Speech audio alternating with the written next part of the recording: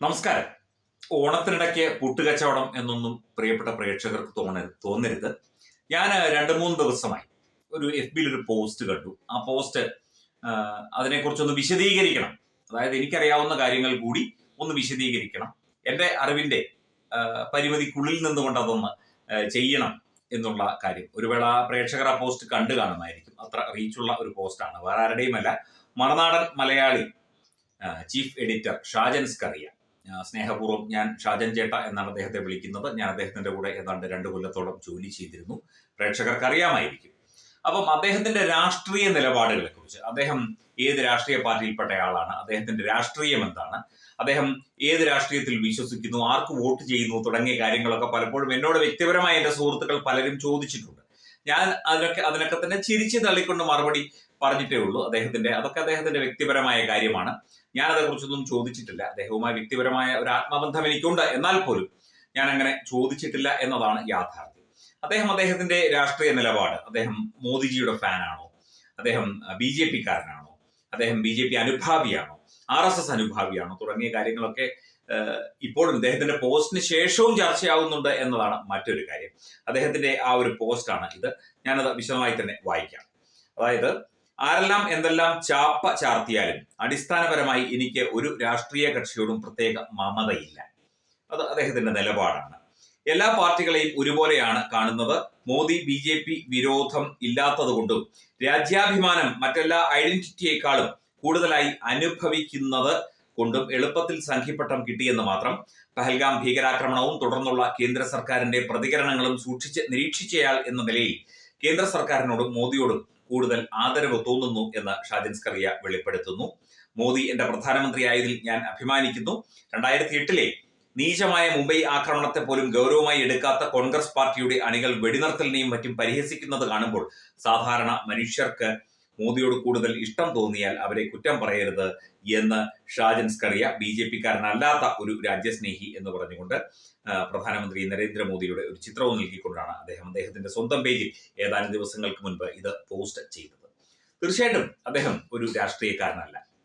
അദ്ദേഹം വളരെ ചെറുപ്പത്തിൽ തന്നെ തിരുവനന്തപുരത്ത് ജേർണലിസം പഠിച്ച്, അതും കഷ്ടപ്പെട്ട് പഠിച്ച്, അദ്ദേഹത്തിന്റെ കുടുംബം ഒരു സാധാരണ കർഷകരുടെ കുടുംബമാണ്.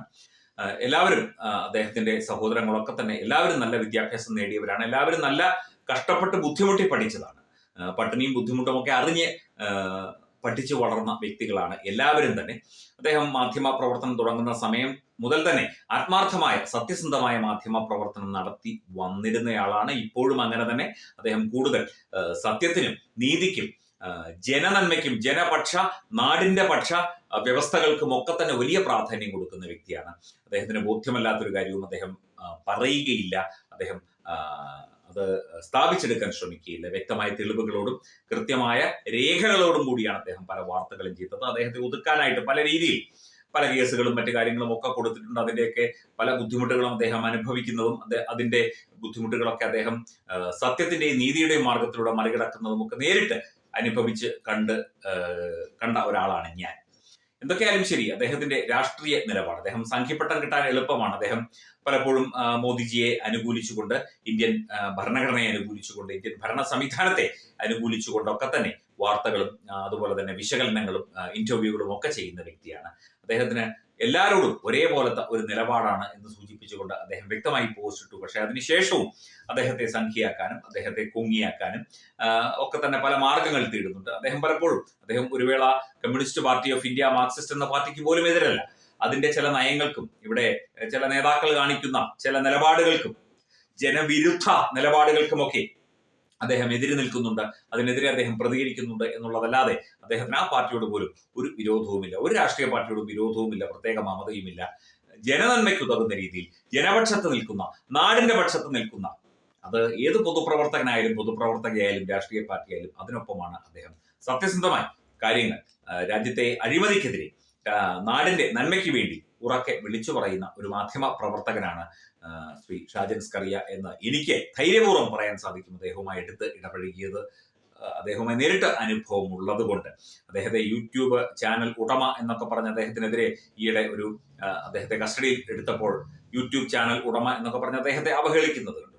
ജേർണലിസം, പത്രപ്രവർത്തനം ഐച്ഛിക വിഷയമായി പഠിച്ച് നല്ല മാർക്കോടെ പാസ്സായി കാലങ്ങളായി പത്രപ്രവർത്തനം ഏതാണ്ട് 30 കൊല്ലത്തിലധികമായി പത്രപ്രവർത്തനം നടത്തി വരുന്ന വ്യക്തിയാണ് അദ്ദേഹം. അദ്ദേഹത്തിന്റെ പത്രപ്രവർത്തന മികവ് തീർച്ചയായിട്ടും അത് സുപ്രീം കോടതി പോലും അംഗീകരിച്ചതാണ്. അദ്ദേഹം ഒരു കേസുമായി ബന്ധപ്പെട്ട് ചെന്നപ്പോൾ അന്ന് സുപ്രീം കോടതി chief justice he's A senior journalist എന്ന് പറഞ്ഞ് കോട്ട് ചെയ്ത് പ്രത്യേകമായി അദ്ദേഹത്തിന്റെ വാക്കാലും ഉത്തരവിലും ഒക്കെ തന്നെ പരാമർശിച്ചതാണ്.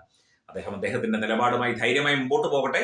അദ്ദേഹത്തിന്റെ കാര്യം അദ്ദേഹം നോക്കിക്കോളും, അദ്ദേഹത്തിന്റെ സ്ഥാപനത്തിന്റെ കാര്യവും അദ്ദേഹം നോക്കിക്കോളും. ഇവിടെ അദ്ദേഹത്തെ രാഷ്ട്രീയ ചാപ്പകുത്തി അദ്ദേഹത്തെ കൊങ്ങിയാക്കാനും സംഖ്യയാക്കാനും കമ്മിയാക്കാനും ഒന്നും ആരും ശ്രമിക്കേണ്ട. അതുകൊണ്ട് ഒരു പ്രയോജനവുമില്ല. കുറച്ച് ദിവസമായി ഈ ഒരു അദ്ദേഹത്തിന്റെ പോസ്റ്റ് അടിസ്ഥാനപ്പെടുത്തി ഒരു വാർത്ത ചെയ്യണമെന്ന് വിചാരിക്കുന്നു. മറ്റു പല വാർത്തകളും ഇതിനിടയിൽ കടന്നു വന്നതുകൊണ്ട് അത് പറ്റിയില്ല. ഷാജൻ സ്കറിയുടെ നിലപാട് ഷാജൻ സ്കറിയുടെ തന്നെ നിലപാടാണ്. അത് കേരളത്തിലെ ഇന്ത്യയിലെ ജനങ്ങളുടെ നിലപാടാണ്, ജനപക്ഷ നിലപാടാണ്, നാടിന്റെ നിലപാടാണ്, നാടിന് ഉതകുന്ന നിലപാടാണ്, നാടിന് ഗുണകരമായ നിലപാടാണ്. അതിനിപ്പോൾ രാഷ്ട്രീയമായിട്ട് അതിനെ ഏതു തരത്തിൽ അതിനെ വിശദീകരിച്ചാലും വക്രീകരിച്ചാലും അതിനകത്ത് ഒന്നുമില്ല. അദ്ദേഹം കൃത്യമായ കാര്യങ്ങൾ തുറന്നു പറയും. ആ ഒരു പറച്ചിൽ, സത്യമായ കാര്യങ്ങൾ ജനങ്ങൾക്ക് വേണ്ടി തുറന്നു പറച്ചിൽ അദ്ദേഹം തുടർന്നുകൊണ്ടേയിരിക്കും എന്നതിൽ എനിക്ക് ഉറപ്പുമുണ്ട്. തുമ്പമൺ ശ്രീ വടക്കുംനാഥൻ ക്ഷേത്രം, അമ്പലക്കടവ്, പത്തനംതിട്ട. ശ്രീമദ് സ്കന്ദപുരാണ മഹാസത്രം 2025 മെയ് 11 മുതൽ 18 വരെ. ബ്രഹ്മശ്രീ മുംബൈ ചന്ദ്രശേഖര ശർമ്മയുടെ മുഖ്യ കാർമ്മികത്വത്തിൽ മഹാഗണപതി ഹോമം, സ്കന്ദപുരാണ പാരായണം, മഹത് പ്രഭാഷണങ്ങൾ, പൂജഹോമാദികൾ, കലാസാംസ്കാരിക പരിപാടികൾ. സത്രയജ്ഞ കർമ്മങ്ങളിലേക്ക് എല്ലാ ഭക്തജനങ്ങളുടെയും സാന്നിധ്യവും സഹകരണവും സാദരം അഭ്യർത്ഥിക്കുന്നു. മഹാസത്രവേദിയിൽ മെയ് 18 പഴനി അരുൾമിക ദണ്ഡായുധപാണി സ്വാമി ദേവസ്ഥാന അർച്ചക സ്ഥാനികർ ശ്രീസെൽവ സുബ്രഹ്മണ്യ ശിവശാരിയാരുടെ മുഖ്യ കാർമ്മികത്വത്തിൽ നടക്കുന്ന അതിശ്രേഷ്ഠവും സർവൈശ്വര്യദായകവുമായ സ്കന്ദഹോമം. സ്കന്ദമഹാപുരാണ സത്രത്തിന്റെ ആദിമധ്യാന്തമുള്ള സമ്പൂർണ്ണ തത്സമയ കാഴ്ച തത്വമയി നെറ്റ്വർക്കിൽ.